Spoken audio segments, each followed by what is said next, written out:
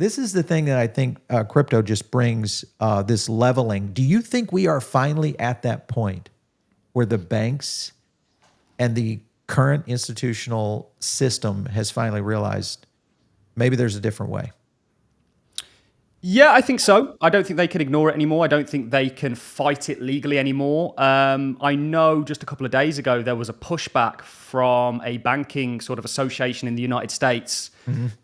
It essentially cited a loophole that exchanges could use in regards to offering yield on stablecoins. Yeah. Now, this terrifies them because if you can offer yield on stablecoins, you're essentially facilitating an alternative, a better alternative, a more yieldly alternative, we should say, to traditional banking. Yeah. And they have basically fought that tooth and nail. Why is it that we don't allow yield to be paid out to stablecoin issuers? That was wrote into the Genius Act. Well, the reason being is because it would really challenge the banking sector. So we're still seeing a major pushback. As far as this technology is concerned, it gets to a point where it becomes so evident that it should be used in replacement of the traditional legacy system and its fragmentations. And it's very much like a switchboard system. Yeah. That they can no longer ignore it. They have no other choice but to embrace it. We see this with technological revolutions throughout history. The internet was a perfect example. You still had major pushbacks, whether that's from the post office, whatever it may be, up until a point where it just becomes so obvious they have to go, okay, now it's time to adopt it. I think we're at that point now. Yeah.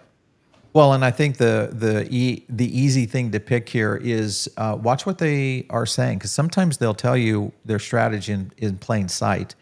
And you look at where we are right now on the Fed, where we are on SWIFT, and the potential changeover of where SWIFT could eventually be replaced by Ripple. And in the essence of that, you look at what's going on the global stage, because now you're talking about the US dollar valuation. Jake Claver and I talked about the reverse carry trade on the Japanese situation, which starts to push a lot of people into, is there a fallback position?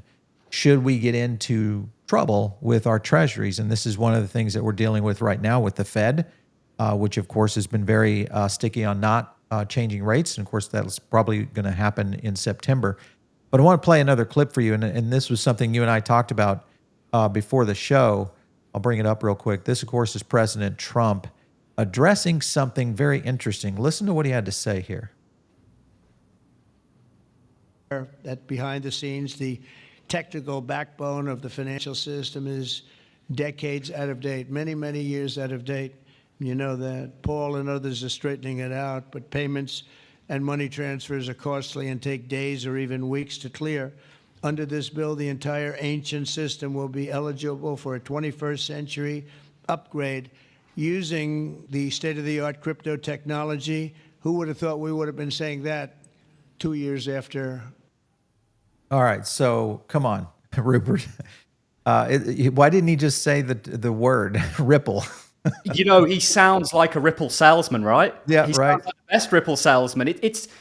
It's kind of a pinch me, I'm dreaming. No kidding. I'm waiting for the rug pull.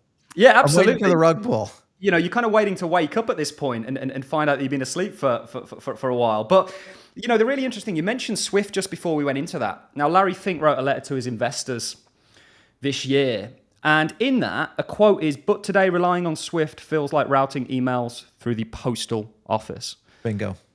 You know, everything that's happening right now is, like you just mentioned there, you're waiting for them just to say it. Yep. But they're indirectly doing that. I mean, if you look at what XRP was created to do, it's exactly what Trump just said the US is embarking on. It's not just Trump, it's everybody around him. Dead on. Absolutely. Yeah, it's dead on. With everything happening right now, when I say this, I mean, you could argue that maybe getting into Bitcoin when it was cents or dollars was a better time to be in crypto, perhaps from an investment point of view. Right. But other than maybe that moment, today, I mean, we truly have, you know, you see people getting kind of backlash in regards to some of the outlandish or what seems outlandish price predictions that people throw around for XRP. The truth of the matter is, we don't know how big this monster is going to be. That's exactly right. If it achieves the goals that it set out to do, and there's every sign from the likes of the president just there that's going to be the case, people are way underestimating just the size of XRP, because it's going to need that liquidity to enable all of this. It's an amazing time to be alive and in the crypto space.